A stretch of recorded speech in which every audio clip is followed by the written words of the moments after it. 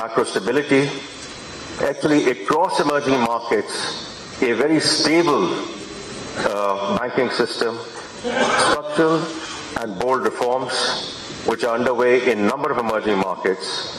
Now, this is very important because in the wake, and I'm sure this is going to come up for discussion over the next couple of days, everything which is happening outside, or what we can call externalities, whether it's geopolitics, demand fragmentation, protectionism, threat of spillovers, and this goes beyond financial spillovers, and almost there was a consensus among the emerging market finance ministers that we need to focus on what is controllable, what is in our hands, and therefore stay the course.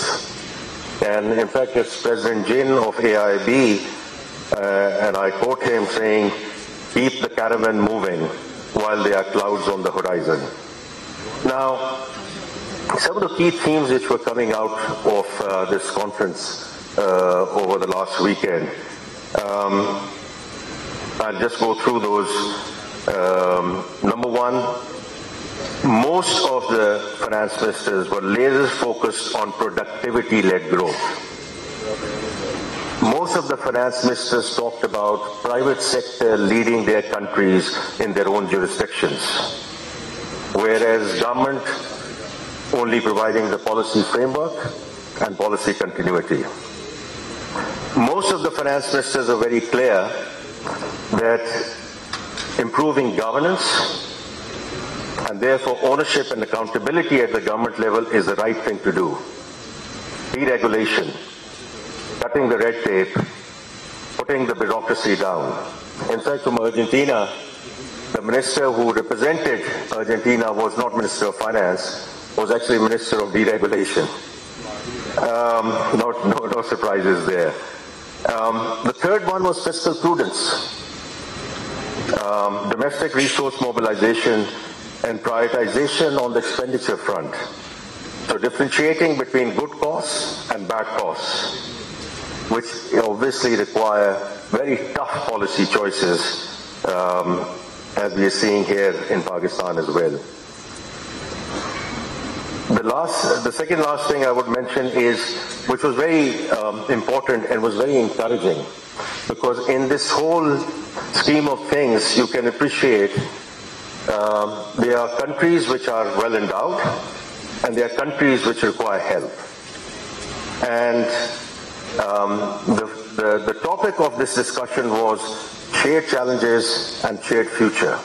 And the fact that this South-South collaboration, where well-endowed countries are willing, ready, and able to step up to help other emerging economies, working with each other in terms of not only increasing investment and trade flows, but also the technical support, because that's where capacity building comes in.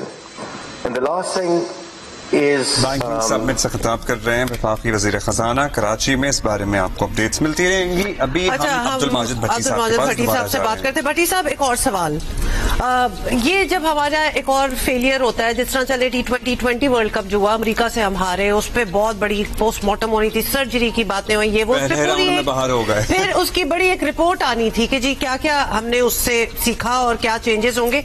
Surgery भी होनी थी, वो surgery की बात कर दी है ना अभी। कहने का मतलब है, फिर इतना बड़ा इवेंट होता है, इतना लॉस होता है, उस पर बात होती है, निकलता क्या है बीच में से, क्या निकलता है? We are back to another event with another loss. What are we learning?